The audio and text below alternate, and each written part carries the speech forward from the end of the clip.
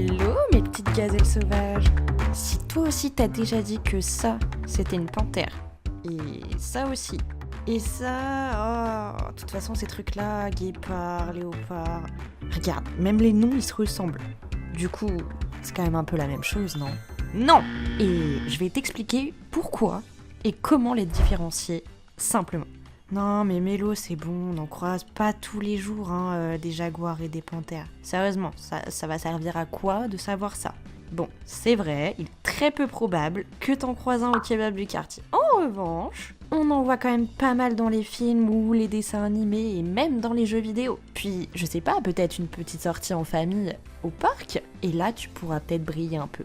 Allez viens, je te promets, ça va être cool et rapide puisqu'on va apprendre à les connaître en 4 étapes seulement et je te donnerai même ma petite astuce perso et imparable à la fin pour ne plus te tromper. Allez, let's go, on va y aller crescendo. J'aimerais déjà commencer par clarifier une chose. Panthère et léopard, c'est pareil. Ah! Ouais, et c'est même mieux de dire léopard, mais je t'expliquerai tout ça après, tu comprendras. J'aimerais déjà te poser une simple question entre les trois. Quel est l'intrus selon toi? Qui est-il? Ok, sans plus de suspense, notre ami le guépard. Pourquoi? Parce que le guépard fait partie de la sous-famille des félinés, donc des petits félins, comme par exemple le lynx ou encore le serval, le puma, etc. Il y en a d'autres. Tandis que le jaguar et le léopard font partie, eux, de la sous-famille des panthérinés, donc des grands félins, comme le lion, le tigre, par exemple, et ce terme englobe beaucoup d'espèces. C'est pour ça que je te disais que je préfère qu'on dise léopard à panthère, parce que je trouve que le mot panthère englobe pas mal de choses, il veut un peu tout et rien dire. Et je pense aussi que c'est pour ça qu'il y a confusion des noms panthère-léopard, car ils font partie de la famille des panthérinés, comme vous pouvez le voir sur ces magnifiques schémas. Si tu veux un exemple un petit peu plus concret, c'est comme si tu disais que les jeux vidéo Assassin's Creed, c'est tous la même chose. Alors non, c'est la même série de jeux vidéo, mais tous les jeux ne sont pas pareils. Pas le même contexte, c'est pas le même endroit, c'est pas les mêmes persos, etc. etc. Et bah là, c'est pareil. Je vais prendre un autre exemple pour ceux qui sont pas forcément dans les jeux vidéo. Les pâtes qu'on mange là, les lustucrues là. On pourrait se dire qu'au final, elles ont toutes le même goût, c'est la même chose. Et que d'ailleurs, on voit pas trop pourquoi il y a mis là une sorte de pâte. Alors non. Non. En fait, il y a des sortes de pâtes qui vont mieux avec des sauces, par exemple. Il y en a d'autres avec lesquelles tu peux faire des lasagnes, ou tu peux les mettre en bouillon, etc. Voilà, j'espère que c'est un petit peu plus concret. Mais du coup, c'est pas la seule chose qui fait que le guépard est l'intrus des trois. Donc du coup, c'est un petit félin. Et tout ce qui appartient à la sous-famille des félinés, donc comme j'ai dit précédemment, comme le lynx, le puma ou le caracal, ils ronronnent.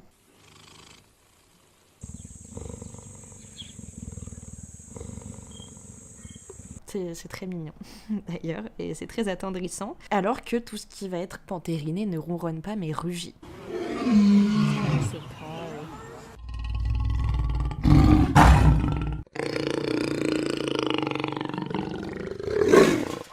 Ça d'accord. Ça d'accord, ça c'est un lapin adulte ça. Et c'est un truc qu'il faut déjà savoir, c'est que tout ce qui rugit ne ronronne pas et inversement tout ce qui ronronne ne rugit pas. Je pense que comme moi, tu n'as jamais vu ton chat rugir, par exemple. Peut-être que lui, il croit fort, qu'il est super impressionnant, mais non. Il ronronne, oui, mais il ne rugit pas. Donc, ça te fait un premier indice. Si l'animal que tu vois, si c'est en vidéo, voilà, et qu'on te dit « Ah, il ronronne » ou que tu entends qu'il ronronne, il y a plus de chances que ce soit un guépard que un jaguar ou un léopard. Et là, tu vas me dire « Ok, c'est super là ton histoire, mais ça nous aide quand même pas beaucoup dans la différenciation. Je veux dire, si on n'a qu'une image, ça va être compliqué. » Ouais, je sais. Mais je trouvais quand même ça sympa de le dire. Mais t'inquiète, plus on va avancer et plus ça va être clair. Et on va apprendre à les connaître pour que ce soit plus simple. On va se baser donc, pour l'instant, sur la localisation. On sait déjà que le jaguar, son habitat, il se trouve en Amérique latine, dans les forêts tropicales. Le guépard, lui, il est plus dans l'Afrique de l'Est et du Sud, dans les savanes, les prairies ouvertes. Quant au léopard, lui, c'est celui qui est le plus répandu géographiquement. Donc il peut se trouver en Afrique, en Asie ou encore au Moyen-Orient. Et dans toutes sortes d'habitats, forêts tropicales, savanes, montagnes, etc. Et là tu vas encore me dire, ok cool, c'est super là ton histoire, mais je vois pas en quoi ça va nous aider de savoir où ils habitent. Faux! C'est le deuxième indice. Je t'explique. Si on te dit déjà tout simplement, ouais, j'ai fait un safari en Afrique, j'ai vu des jaguars. Non, Non. non. Tu as vu des guépards, très certainement. Ou des lions, mais je pense pas que tu vas confondre un lion avec un jaguar quand même. J'espère. Et deuxième chose, bon déjà si tu as introduit que voilà, les guépards c'est en Afrique, tu as un petit peu plus de chances de te dire en fonction d'où ils habitent, je sais à peu près quel animal ça va être. Mais deuxièmement, pour te l'ancrer un peu plus, le pelage de l'animal, il va avec son habitat pour se fondre dedans, puisque je le rappelle, ce sont des prédateurs et il faut pas qu'ils se fassent repérer pour pouvoir attraper leur proie plus facilement. C'est très subtil. Je vais t'imaginer un petit peu ça plus simplement. Imagine, je te dis, viens, demain, on part en Alaska, oublie pas ton maillot de bain. Tu vois un peu ce que je veux te dire. Je peux te dire aussi, écoute, demain, on va faire du sport, mais t'arrives et t'es en jean. Ok, c'est faisable. Mais du coup, ça colle pas vraiment de fou avec ce que tu prévois de faire. Là, c'est pareil. La couleur du pelage, elle va pas changer énormément. Mais en fait, pour eux, ça compte beaucoup.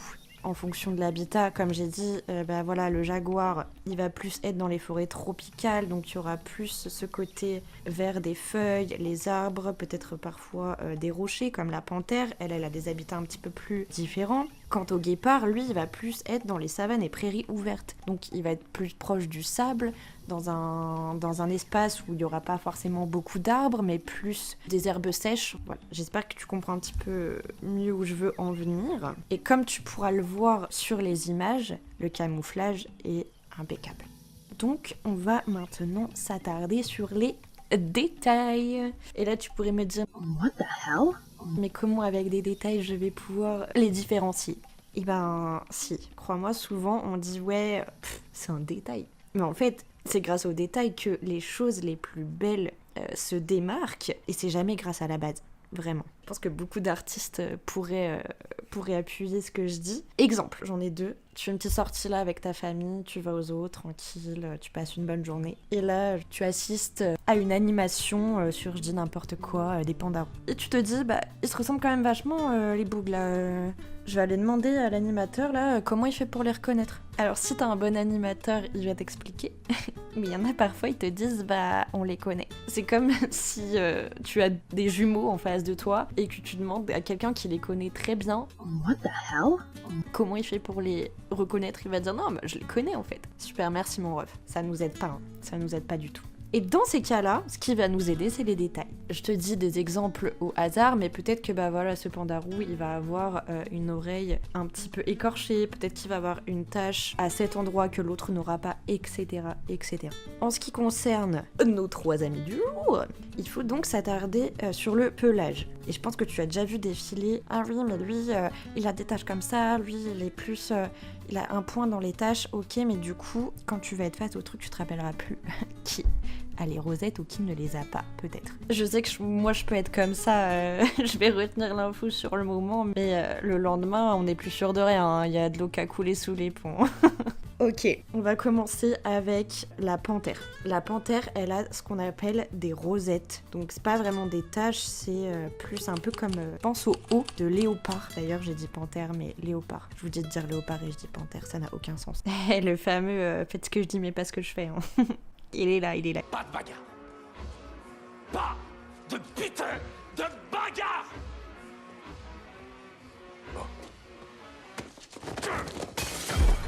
Léopard, pense au haut. Contrairement au jaguar qui lui va avoir ces mêmes rosettes, mais avec un point à l'intérieur. J'ai pas forcément de mémotechnique, mais retiens que O sans rien c'est léopard, O avec quelque chose c'est jaguar. Guépard, lui, va simplement avoir des points, des taches noires réparties sur tout son corps, mais lui, il va se démarquer avec ce qu'on appelle les larmiers. C'est les deux lignes noires qui descendent des yeux vers le museau. Tu peux t'en rappeler, j'ai des mémotechniques un petit peu absurdes, mais Guépard, il part, il est triste, il a des larmes, voilà.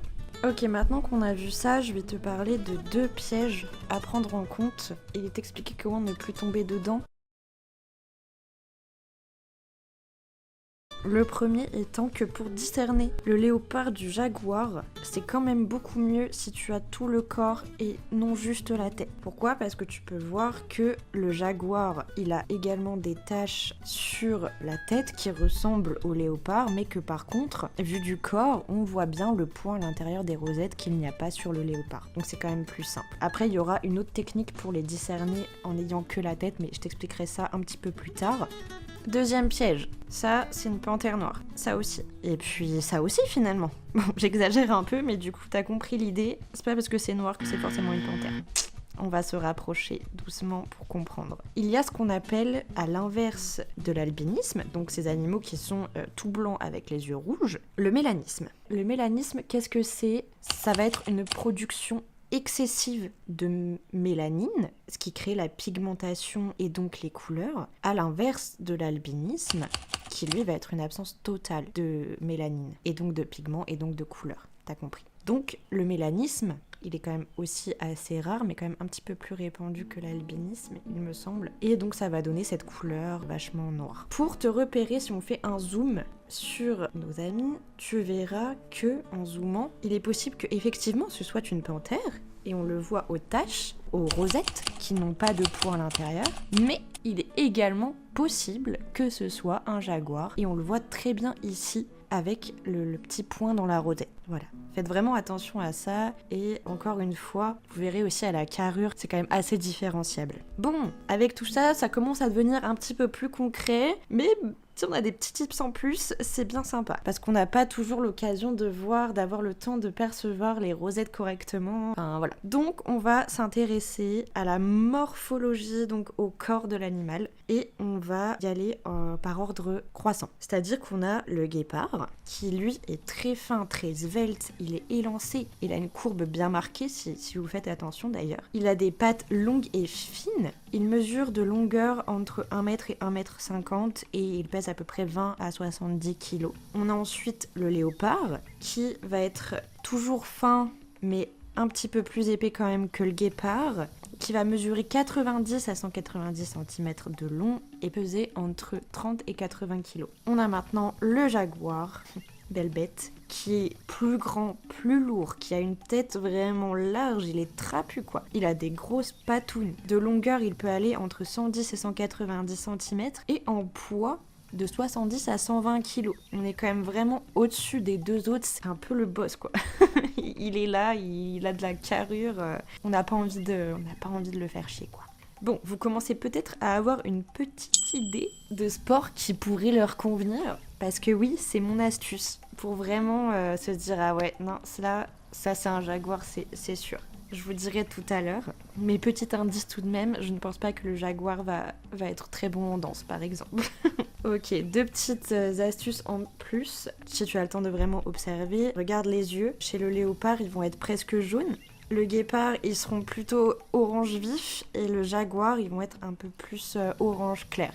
Encore une fois, c'est subtil, mais ça peut aider. Ok, donc voici mon diagnostic pour les sports et comment ça m'aide à me repérer. On va commencer avec le léopard. Donc le léopard, on a dit qu'il était quand même assez musclé, mais pas trop lourd en même temps, qu'il avait quand même plusieurs habitats, que c'était le plus répandu, donc il doit s'adapter forcément. Et même si le jaguar grimpe aussi, la panthère grimpe excellemment bien et mieux que lui, je pense. Donc moi je lui attribuerais le sport escalade. Je pense que ça lui correspond bien. Souvent, vous pouvez la voir aussi dans les arbres. Elle aime vraiment bien grimper. Le guépard, il est lui plutôt fin, élancé, il a des pattes longues. On a vu qu'il avait un habitat ouvert qui va permettre le sport qui est la course. Et quand je dis la course, je parle plus de sprint parce qu'il est pas très endurant. Donc il peut aller à 120 km/h. C'est vraiment le mammifère le plus rapide sur Terre, mais il n'est pas très endurant. Et effectivement, son habitat permet ça,